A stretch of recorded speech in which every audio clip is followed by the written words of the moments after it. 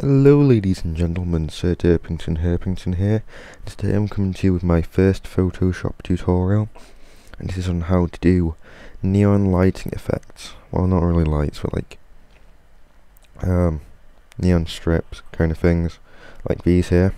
I should do it on the A&M background. Looks pretty cool, I have to say. First thing you want is like a really dark background with like either dark grey or black, something around that colour. And then you want to pull up the brush tool, and you want to either click here on the drop down or just right click. You want to click this, and you want to load assorted brushes, and I already got that, so you go here. It's on the 5th one down, I believe. It's that one there, and you just close that. And then you go up here to this thing, no idea what it's called, and you tick shape dynamics, and you just go on that thing up there, and you put spacing on as low as it'll go, so 1%. And then you want to choose the inner colour, because as you can notice from here, it has like a lighter inner colour and a darker outer glow. So to do that, you go with a new layer here, and you go on FX down here, outer glow. You change it to it looks better in a darker colour than what you currently have. So I'd say about there, with 100% opacity. Normal blend mode. Size can be whatever you want, that's just to your taste really, how you like it. Then you go to right click, you change the size to how big you want it to be. Since I'm on a pretty big background, I'll put it somewhere around 44, that'll do nicely. You go to the pen tool, and you draw the shape you want. So I'll do it across this test thing right here, like so. Then you go to right click, stroke path. You want the brush tool, it's usually on pencil, and you want the stimulate pressure ticked. Okay, as you can see it looks like that, and that's because, did I put an outer glow on it? I did, but it's not showing very well. Hang on. I did, but I didn't save it, it seems. So we want that, somewhere around there. There you go, that's much better. We will just delete path there, and we'll move the text out of the way. Have a zoom in. So that's how it looks. Use that brush because it's got the holes in it, so you get these little bits here where you can kind of see the blue bit in the background. And then you change the colour accordingly, so say you want it in,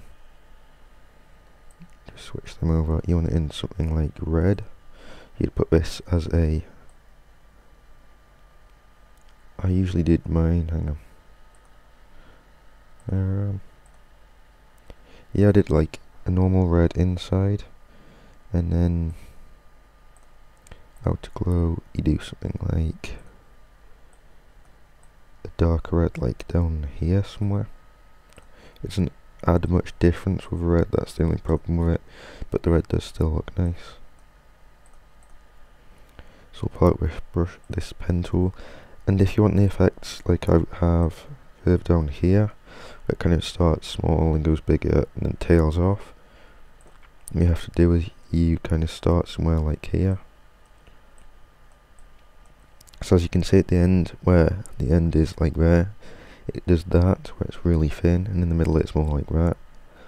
So you do a kind of squiggle going off, and once you get to the bottom, you just basically click a load of times to try and get as much there as you want. And then stroke path, okay, and it adds it thicker there. Obviously the red's a tough one. I think it's better to have gone for a lighter shade of red, such as one over here. try this out. Yeah, that's much better.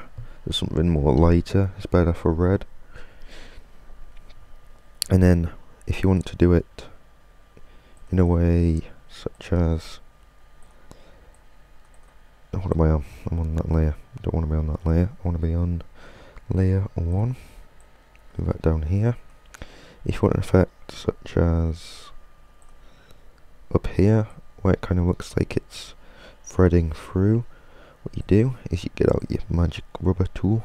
It's not the actual magic rubber tool because that's that one. Get this one, and you want to hold control and then click on, no, I did that wrong. So I want to go on that layer of the neon. I want to hold control, click on the text layer like so, and that just ensures that you won't be rubbing out anything outside the text. So say if you want it going like that, and then you want it kind of going, this text's really hard to do it with because there's no gaps there really. It goes something like that, and then say you want it to look as if it's come out to the bottom of the T up there. You can do something like that. And then if you unselect it, I'm not sure how to unselect it. There we go. It looks something like that. Obviously it looks better with spaced out fonts like this, where you can get like through the A, out and up like that. This was just a quick test, bit of text which I found. Anyway, I hope you like these tutorials. As you can see, it looks much better on the black background than it does on, say, a white one, because the white kind of just doesn't bring it out as much. You can do it with any colour you want, but predominantly the best brush to use is that one. I haven't found a single one which can do it, because usually it just ends up like a blur kind of effect. Just like, see, that does it like that,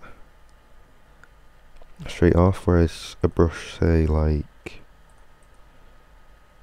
this, would just go like that, so it doesn't look quite as good. So anyway, thank you for watching. Please like, subscribe and comment for more, and I'll see you next time. Keep on herping that derp. Peace out.